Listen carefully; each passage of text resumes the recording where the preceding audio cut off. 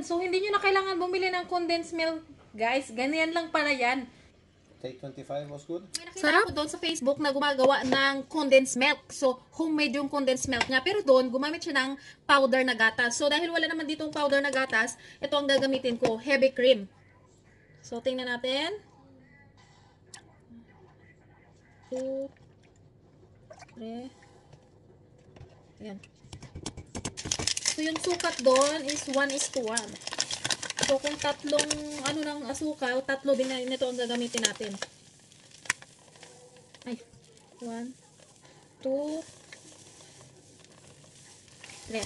So, papakuluan lang natin ito ng dahan-dahan hanggang sa lumapot na siya at maging condensed milk na talaga siya. Tingnan natin kung anong magiging resulta. Haluin lang muna natin hanggang matunaw yung asukal. At pagkatapos natunaw guys ng asukal, yan na yung itsura niya oh. Parang kulay condensed milk na talaga siya. Hindi pa siya ganun kalapot kaya papalaputin natin siya. Tikman natin guys. Lasang ano naman siya? Condensed milk. Kaya lang, parang hindi siya talaga yung sobrang lasang-lasang gatas. So meron ako ditong Bear Brand. Ay, Bear Brand nga. Lagyan natin ng konti. Kaya siguro yung nakita kong gumawa nito, powdered milk yung ginawa niya. Kasi pag powdered milk, mas lasang gatas siya. Kaysa pag gagamit ka nung heavy cream or kaya yung gatas na Dagdagan natin ang Bear Brand.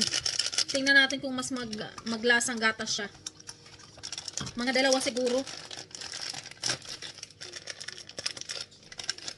Galing sa Pinas pa tong Bear Brand na to guys. Dala pa to ng asawa ko nung last na umuwi siya.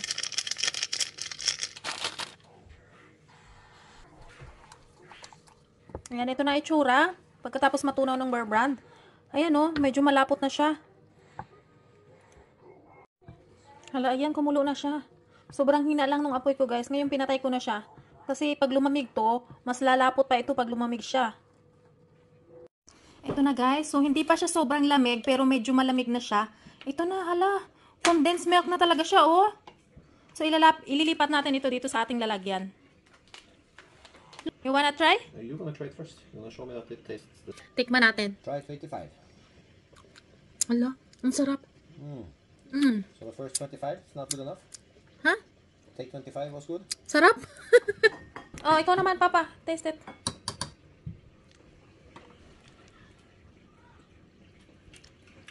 It's good for cake toppings maybe. Yep, nice and sweet. Yum. Transfer na natin siya dito sa ating malinis na bote or cans. Hala, ang galing. Condensed milk talaga siya. So, ayan. So, hindi nyo na kailangan bumili ng condensed milk, guys. Ganyan lang para yan. Asukal lang at saka yung Bear Brand. Paghaluin nyo lang. Ayan, oh. So, pag hindi kayo gagamit ng gatas na liquid, so, pwedeng tubig, sugar, tapos yung condensed milk. Tapos, ayan na. Oh, kayo na bahalang magtansya. Wala akong recipe kasi talagang sinubukan ko lang. Kaya dagdag lang. So, ayan na. Meron na tayong condensed milk, oh. Sarap. Ang sarap. Sarap niya. May tira pa.